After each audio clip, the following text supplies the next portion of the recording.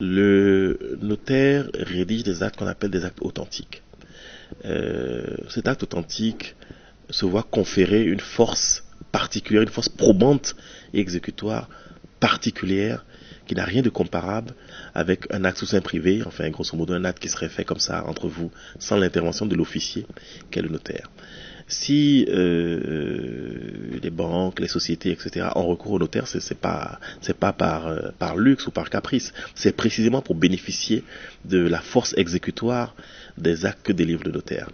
Et donc là aussi, les citoyens ont un intérêt très fort à recourir au notaire. J'ai parlé de la matière immobilière qui, elle, je pense, parlera plus aisément aux uns aux autres.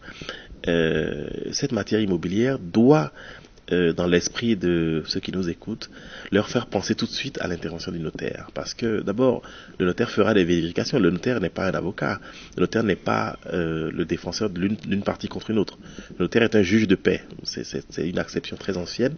Et donc le notaire est là pour vérifier l'équilibre des parties au contrat. Et donc dans une vente, le notaire fera des vérifications d'une partie en faveur d'une partie comme de l'autre, du vendeur comme de l'acheteur. S'il y a la moindre difficulté, il la soulèvera. Et si les difficultés sont insurmontables, la vente n'interviendra pas. Ce qui ne sera peut-être pas le cas dans un acte sous seing privé où chacun évidemment défend sa chapelle.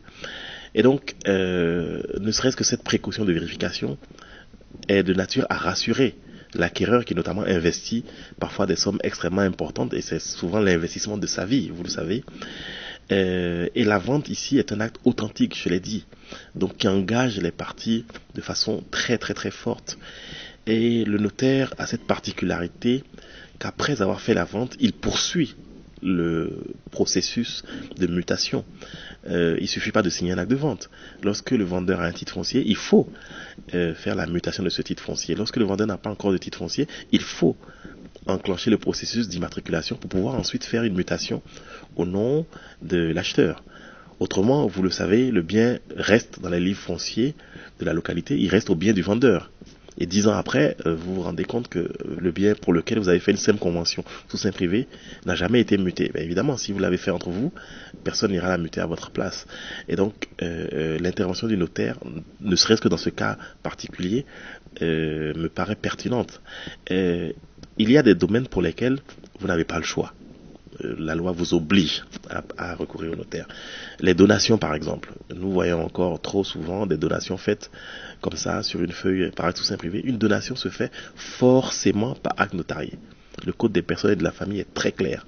Une donation immobilière se fait par acte notarié, par acte authentique, sous peine de nullité. Autrement dit, la donation que vous faites, que votre père ou votre mère vous fait comme ça, sur une feuille, ne vaut rien si elle n'est pas faite par acte notarié. C'est extrêmement important de le comprendre.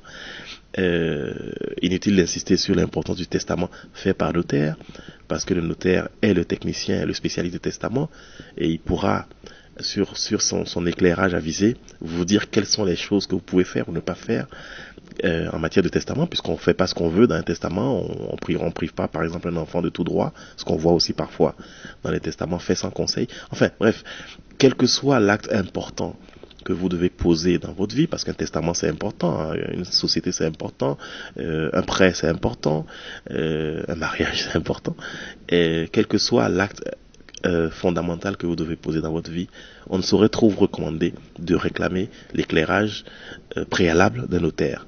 Les notaires ne s'expriment pas pour leur intérêt, les notaires sont souvent aux avant-gardes des dégâts que peuvent occasionner le fait que les gens ne recourent pas systématiquement à eux.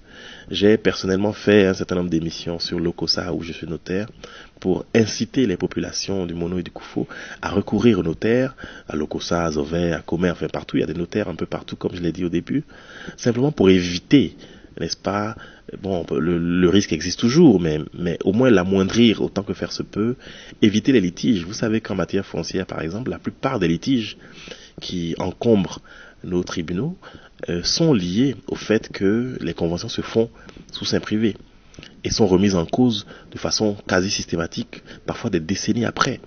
et trouve parfois un écho favorable simplement parce que les précautions juridiques, les mutations dont j'ai parlé il y a quelques instants, et toutes les précautions qui semblent aller de soi n'ont pas été prises au moment où elles auraient dû être prises, simplement parce que l'on s'imagine, là aussi à tort, qu'aller chez le notaire est une affaire de riches. J'ai dit au début que le notaire est nommé dans toutes les localités de ce pays, précisément pour pouvoir être à la portée du citoyen lambda. Vous ne pouvez pas supposer qu'une prestation est chère sans même vous renseigner sur son coût. Il ne faut pas hésiter à aller consulter un notaire. Un testament ne coûte pas 100 000 francs. Pourtant, un testament appelle parfois 5-6 rendez-vous avec celui qui le fait. Cela m'est arrivé plus d'une fois. Des rendez-vous d'explication, de correction, etc., avant d'arriver à la mouture définitive du testament, par exemple. Et les exemples peuvent être multipliés ainsi. Aujourd'hui, les droits d'enregistrement ont été supprimés pour beaucoup d'actes. Donc, s'imaginer comme ça chez soi que le notaire c'est une affaire de riche, c'est tout à fait erroné. Il faut se rapprocher des notaires, demander un devis par exemple, ça peut se faire pour tel ou tel acte, et vous verrez que progressivement vous prendrez l'habitude de sécuriser vos transactions de toutes sortes par le recours à l'officier que nous sommes.